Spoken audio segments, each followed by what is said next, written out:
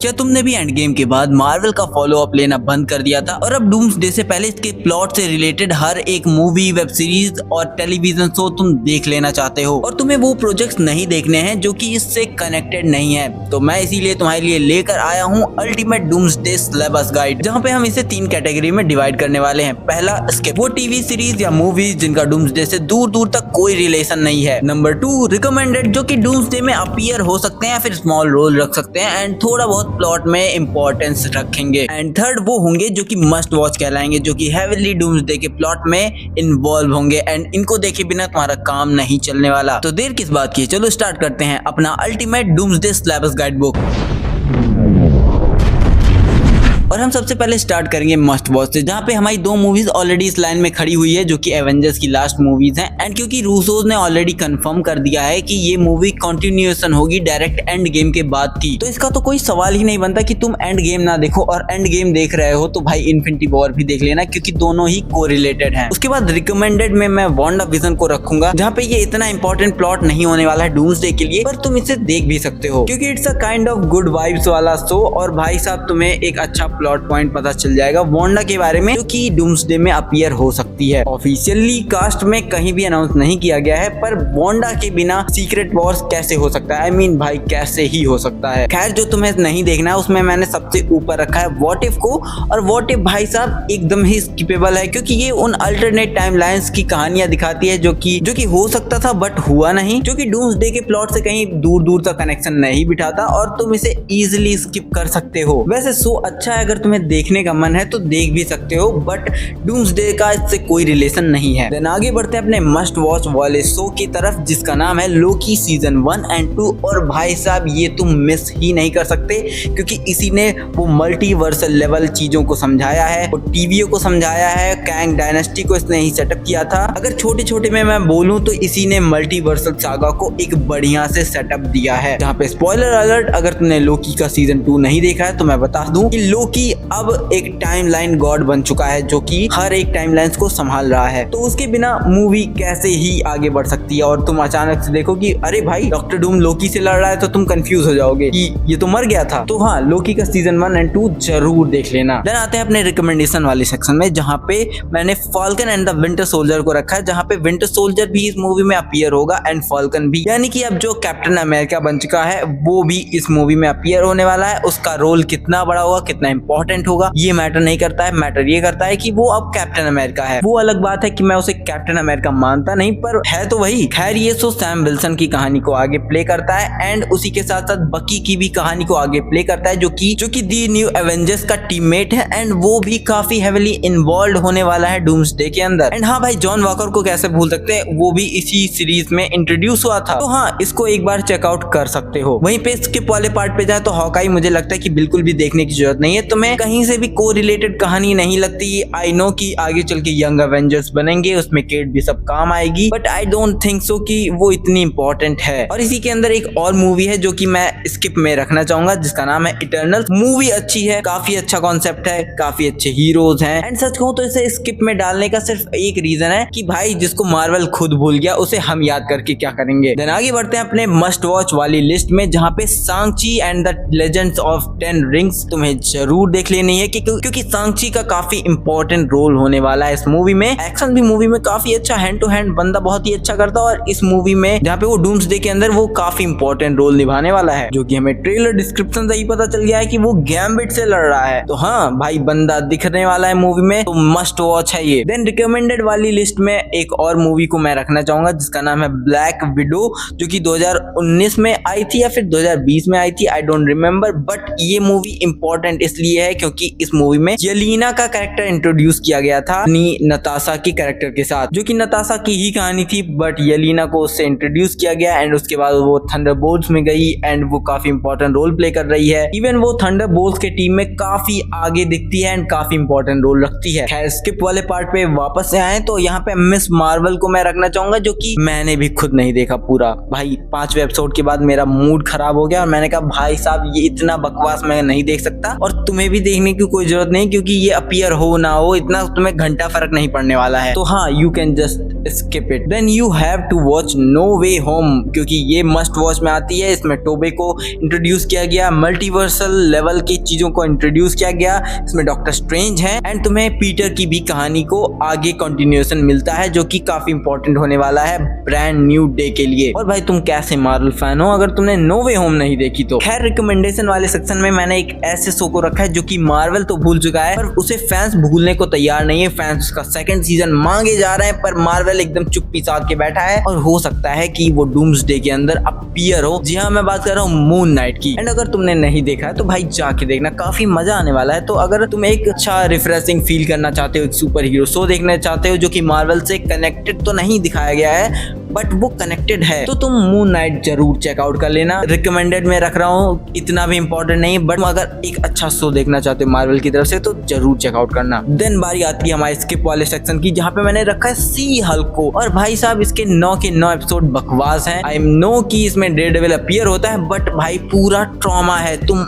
मत देखो तो ही बेटर है। इवन इसको तो मार्वल भी भूल जाना चाहता है, पर क्या करे, जब पैसे लगा के बना ही दिया है तो भूलेगा कैसे। देन मस्ट वॉच वाले लिस्ट में एक और मूवी मैंने रखा है जिसका नाम है doctor strange multiverse of madness. और जिस मूवी के नाम में ही मल्टीवर्स ऑफ मैडनेस हो, वो कैसे तुम मिस कर सकते हो। जहाँ पे इसके अंदर तुम्हें वांडा की कंटिन्यूएशन दिखाई जाती है, वहीं पे एक नई कैरेक्टर यानी कि अमेरिका सैवेज भी इंट्रोड्यूस की जाती है, जो कि मल्टीवर्स लेवल पे काफी इंपॉर्टेंट है। एंड इस मूवी का पोस्ट क्रेडिट भी काफी इंपॉर्टेंट होता है, क्योंकि उसमें दिखाया जाता है कि इनकर्जन हो रहे हैं, क्लिया आती है और वो डॉक्टर स्ट्रेंज को अपने साथ ले जाती है। देन एक और मूवी मैंने रिकमेंडेशंस में डाल दी है, जो कि मुझे डालना तो नहीं चाहिए था, आई डोंट थिंक सो, पर मैंने सोचा कि यार इतना भी बुरा नहीं था वो मूवी। तो मैं बात कर रहा हूँ थॉर लव एंड ब्लंडर की, जो कि मार्वल की तरफ से एक बहुत बड़ा ब्लंडर था।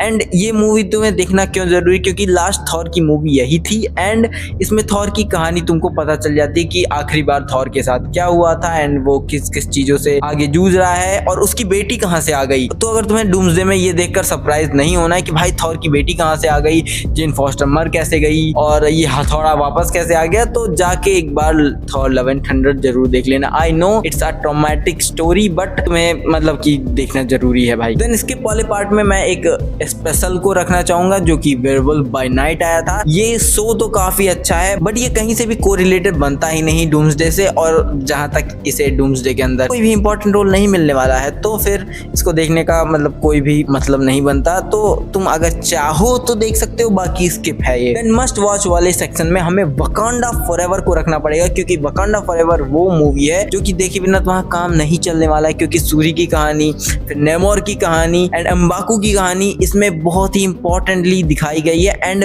नेमोर एंड सूरी दोनों ही डूम्सडे में काफी इंपॉर्टेंट रोल प्ले करते हुए दिखेंगे। तो हाँ, अगर तुम डूम्सडे देखोगे और तुम्हें लगेगा कि भाई ये उड़ने वाला जीव जो कि पानी के अंदर भी सांस ले सकता है, ये है कौन, तो मैं बता दूं वकांडा फॉरएवर जाके एक बार जरूर देख लेना। उसमें तुम्हें पता चल जाएगा नेमोर की ओरिजिन क्या है एंड कई सारे तुमको सवाल क्लियर कर दिए जाएंगे। देन मार्वल की तरफ से एक और स्पेस एडवेंचर मूवी आई थी जिसका नाम था द मार्वल्स, एंड ये मूवी बहुत ही मतलब मैं स्किप में डालने वाला था, पर इसका पोस्ट क्रेडिट थोड़ा सा इंपॉर्टेंट है, इसीलिए मैं सोच रहा हूँ कि भाई अगर मन कहे तो देख लेना। मतलब ऐसा ही मैंने रख दिया कि अगर तुम्हारा 30-80 मन कर रहा है, मतलब 80% नहीं देखने का मन है और 30% है, मतलब कि 20% है, हाँ 30-70 का वही, तो मैंने इसको इसलिए रख दिया क्योंकि अगर तुम्हारा 30-70 का मन है कि 70% मन नहीं है और 30% है कि अरे चलो यार देख ही लेता, तो देख सकते हो। मतलब ऐसा बुरा भी नहीं है लेकिन इतनी अच्छी भी नहीं है। बस इसका पोस्ट क्रेडिट काफी इंपॉर्टेंट बन जाता है क्योंकि मोनिका रैम्बो एक्समैन के यूनिवर्स में पहुंच जाती है, जो कि इंपॉर्टेंट तो है। बाकी स्किप वाले पार्ट में जाऊं तो मैं बता दूं guardian of the Galaxy volume 3, जो कि मूवी तो अच्छी थी, मैंने 3D में देखी थी, काफी एंजॉय किया था, मूवी बहुत ही अच्छी थी। और पोस्ट एंड गेम एरा में मुझे लगता है कि ये one of the best Marvel movies में से एक थी। ये मूवी कहीं से भी कोरिलेटेड नहीं होने वाली है मल्टीवर्सल सागा से, तो हाँ you can just skip it. Then Antman and Quantumania अगर तुमने नहीं देखी है तो इसे जाके मस्ट वॉच में मैं रख रहा हूँ, क्योंकि इंपॉर्टेंट रोल प्ले करता है। ये क्वांटम रेल्म को समझाता है एंड इन्फिनिटी स्टोन्स को दिखाता है एंड तुम्हें समझाता है कि कैंग कौन है एंड मल्टीवर्सल लेवल पे थ्रेट्स क्या आ रहे हैं एंड बहुत सारी चीजें तुम्हें दिखाई जाती हैं। हाँ मूवी थोड़ी सी गुफी है बट ये प्लॉट के लिए काफी इंपॉर्टेंट होने वाला है। देन वही रिकमेंडेशन वाले सेक्शन में जाऊं तो captain America brave new world, जो कि तुम देखना चाहो तो ही देखना, क्योंकि उसमें थंडरबोल्ट रॉस की कहानी दिखाई जाती है, अपने ब्लैक कैप्टन अमेरिका की कहानी दिखाई जाती है, जो कि मुझे कुछ खास उतनी पसंद नहीं आई थी। बंदे के पास प्लॉट आर्मर ना होता तो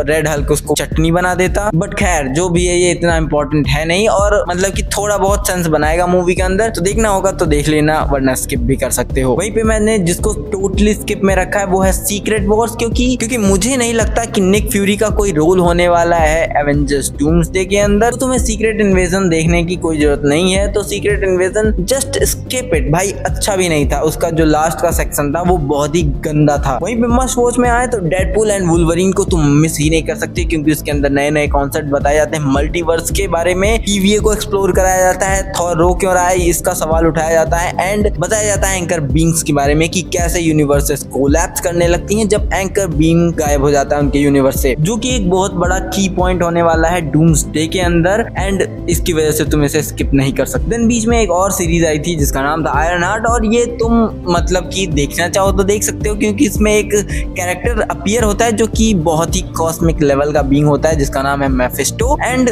ये सीरीज कुछ अच्छी थी नहीं, बट उसी इंसान की वजह से थोड़ा बहुत इंटरेस्टिंग हो जाता है। तो हाँ, अगर तुम्हारा मन है तो देख सकते हो। वहीं पे स्किप में मैंने 3 ऐसे शोज को रखा है जो कि भाई साहब बहुत ही दिमाग फाड़ हैं, जहाँ पे एको, जो कि कोई भी कहीं भी को रिलेट नहीं करती, किसी भी कहानी को कंटिन्यूएट नहीं करती, कहीं भी आगे जाके किसी भी से भी कोलैब नहीं करती। हाँ, डेयरडेविल में थोड़ा बहुत उसका किंग पिन वाला कनेक्शन है, बट उतना इंपॉर्टेंट नहीं है। इसके बाद अगाथा ऑल अलोंग को, उसको भी मुझे नहीं लगता कि कोई जरूरत थी, बस उसको एक कैरेक्टर का आईपी बना के उन्होंने यूज कर लिया और उसकी कोई जरूरत थी नहीं। वहीं पे डेयरडेविल जो बॉर्न अगेन का सीजन 2-3 आ रहा है वो इम्पोर्टेंट तो है, तुम्हें देखना तो चाहिए जरूर, बट डूम्सडे के अकॉर्डिंग वो इतना इंपॉर्टेंट नहीं है, क्योंकि वो बहुत ही ज्यादा ग्राउंड लेवल पे है और मुझे नहीं लगता कि डूम्सडे में डेयरडेविल होगा भी। देन अपनी मस्ट वॉच वाली मूवी पे आए तो थंडरबोल्ट्स को तुम मिस नहीं कर सकते, क्योंकि इसका पोस्ट क्रेडिट से लेके स्टार्टिंग से लेके एंड तक बहुत ही इंपॉर्टेंट है,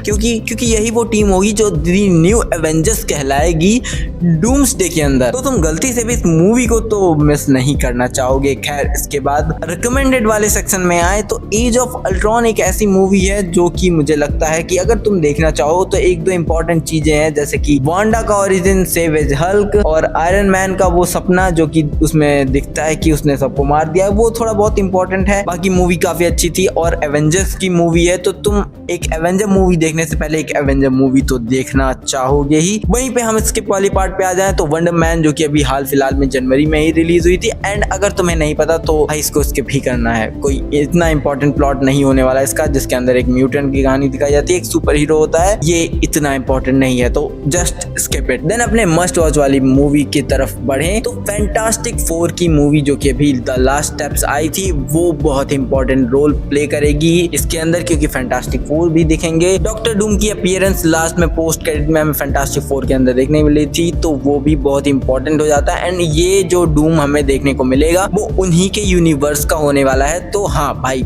इंपॉर्टेंट तो है। वहीं पे रिकमेंडेड वाले में मैं दी एवेंजर्स को रखूंगा 2012 वाली को, क्योंकि काफी लाइट हार्टेड है एंड काफी अच्छी फीलिंग देती है, एंड एवेंजर की पहली मूवी है भाई, इसको तुम कैसे स्किप कर सकते हो। तो हाँ, एक बार अगर देख ही रहे हो इतना सब कुछ तो देख लेना भाई, दी एवेंजर्स भी मजा आएगा तुमको, रिविजिट करने में काफी अच्छा लगता है, तो हाँ इसे मिस मत करना। देन मस्ट वॉच में एक और मूवी आएगी जो कि अभी तक तो रिलीज नहीं हुई है, बट कुछ ही दिनों में, मतलब कुछ ही महीनों में रिलीज हो जाएगी, एंड इसको तुम मिस नहीं करना चाहोगे, क्योंकि ये डायरेक्ट डूम्सडे से कनेक्ट होने वाली है, जिसका नाम है ब्रांड न्यू डे।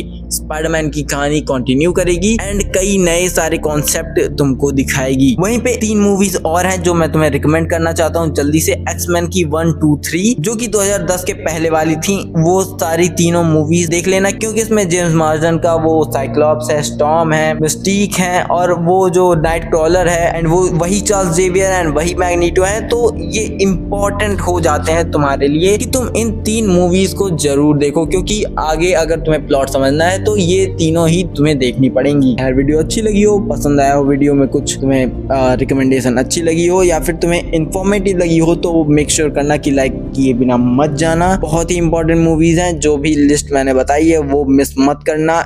इंपॉर्टेंट है और तुम इनको देखे बिना डूम्सडे नहीं देख सकते। एंड आई होप कि अगर तुम चैनल पे नए हो तो सब्सक्राइब करके ही जा रहे हो। तब तक के लिए तो चलता हूँ, मिलते हैं नेक्स्ट वीडियो में, नेक्स्ट एपिसोड में। तब तक के लिए टाटा bye bye and peace out.